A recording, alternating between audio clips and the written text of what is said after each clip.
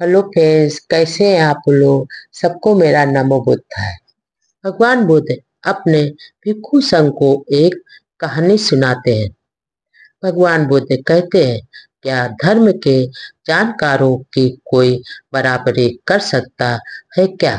जम्मू इस त्रिवेणी की एक कहानी भगवान बुद्ध अपने भिक्षु संघ को सुनाते हैं।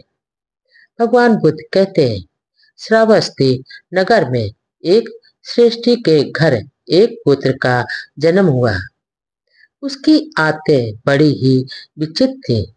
वह बिस्तर की बजाय जमीन पर सोता था तथा सामान्य खाद्य सामग्री खाने की बजाय मल और मूत्र खाता पीता था। उसके माता पिता ने उसे नंगे रहने वाले एक साधु समाज में भेज दिया, जिसका नाम था आजीवक। उसकी इन विचित्र आदतों के कारण उसका नाम जम्बुक पड़ गया। लोग उसे जम्बुक आजीविक के नाम से पुकारने लगे। जम्बुक रात में मल खाता था और दिन में मुंह खोलकर एक पैर पर खड़ा हो जाता था। जब लोग के पूछने पर उन्हें बताता था कि दोनों पैरों को जमीन पर रखने से धरती का बोझ बढ़ जाता है।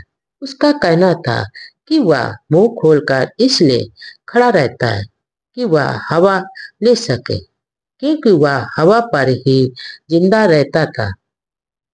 तब लोग उसे खाने की कोई चीज देते थे तो वह उन्हें नहीं खाता था। अगर कोई बहुत जिद करता था तो वह कुछ साग के बराबर खा लेता था और कहता था कि इससे तुम्हें बहुत पुण्य मिलेगा। इस प्रकार जम्बुक 55 वर्षों तक मल और मूत्र खाकर नंगा रहा। वह एक दिन महाकारुणिक के ने अपनी अंतर्दृष्टि से उसे देखा कि जम्बुक में अरहत प्राप्त करने की संभावना जाग उठी। अतः वो वहां पहुंच गए जहां जम्बुक रहता था।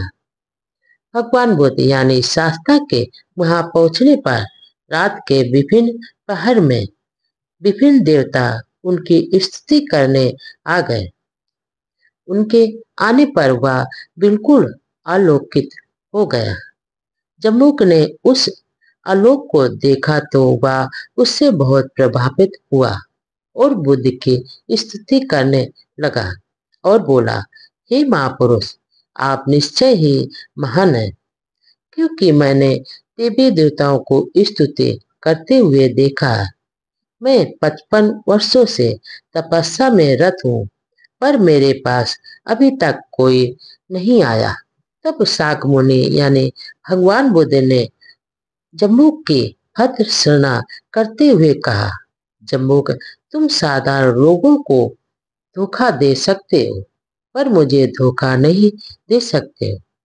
तुमने पिछले 55 साल में क्या किया है वह सब मुझे मालूम है। तुमने पूर्व जन्म में कश्यप बुद्ध के समय एक भिक्षु को किसी उपासक के घर से भोजन लेने नहीं दिया था।